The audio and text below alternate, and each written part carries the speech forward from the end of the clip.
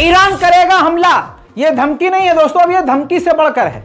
अभी तक Iran indirect way में धमकी दे रहा था, भुगतना पड़ेगा, ये करना पड़ेगा, वो करना पड़ेगा, ऐसा हो जाएगा, वैसा हो जाएगा। लेकिन आपको बता दूं कि ईरान के IRGC के टॉप कमांडर यानी चीफ ने कह दिया है, अगर हमें आदेश मिला तो हम जरा सा भी नहीं कतराएंगे अपनी मिसाइल को सीधा इजराइल के हाइफा पर दागने से। ये देखिए, ये है बड़ी बात। मुझे पता है आप कहेंगे सिर्फ ये हमले की धमकी हो रही, नहीं। ईरान का ये पहला एक ऐसा बयान है इस जंग के दौरान जिसमें ईरान ने पहली बार इतनी बड़ी बात कह दी।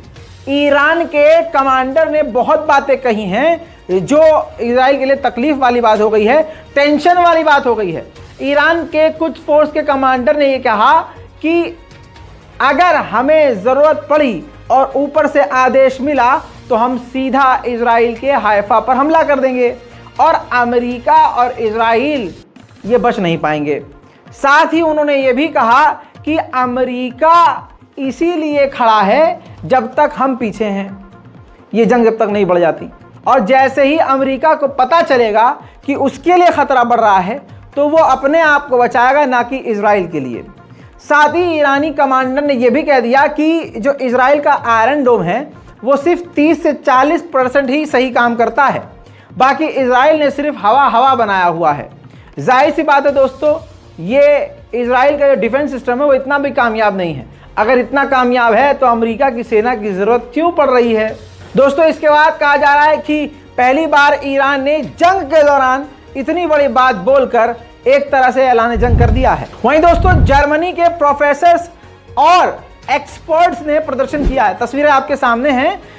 इसमें इन लोगों ने प्रो फिलिस्तीनी यानी फिलिस्तीन के लिए जो प्रदर्शन हो रहे हैं उन पर पाबंदियां जो लगाई हैं और फिलिस्तीन समर्थक रैली जो निकली, उन रैलियों में लोगों को जो गिरफ्तार किया है जर्मनी की पुलिस के द्वारा, उसका विरोध किया है।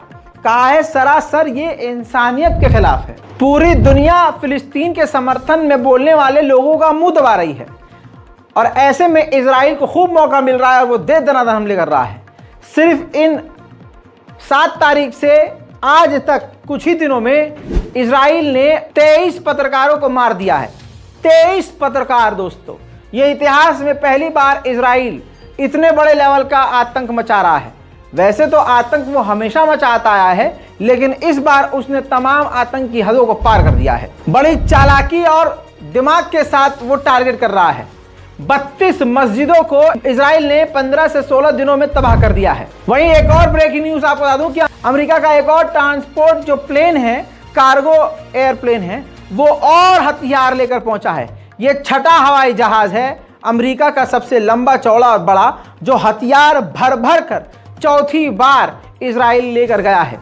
यानी बड़े ही तेजी और शिद्दत के साथ इजराइल उन हथियारों का दे दनादन इस्तेमाल कर रहा है और अमेरिका इसमें उसकी मदद कर रहा है। वहीं दोस्तों आपको बता दूं कि इन्हीं 15 से 16 दिनों में 5084 या 85 यानी 5000 से ज्यादा गाजा और फिलिस्तीन के लोग मारे गए हैं इजराइल के एयर स्ट्राइक में, और साथ ही हजारों लोग अभी तक घायल हैं।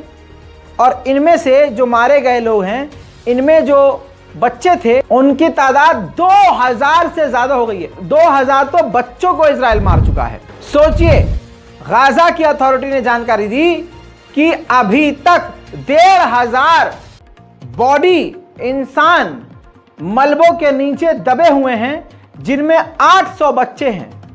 यानी समझ रहे हैं आप, 800 बच्चे अभी भी मलबों के नीचे हैं। और भारतीय इन्फ्लुएंसर, मुस्लिम इन्फ्लुएंसर जिनके बहुत बड़े बड़े फॉलोअर हैं, जो टिकटॉक के जरिए इतने बड़े स्टार बन गए कि आज रील पर सिर्फ नंगाई करेंगे, लेकिन वो फिलिस्तीन के लिए नहीं बोलेंगे। बहरहाल ये थी बहुत बड़ी खबर जो आपको बताना बेहद ज़रूरी था। चैनल को सब्सक्राइब कीजिए, रिफ्रेश कीजिए। जल्द आ रहा हूँ और भी बड़ी जानकारियों के साथ। जय हिंद।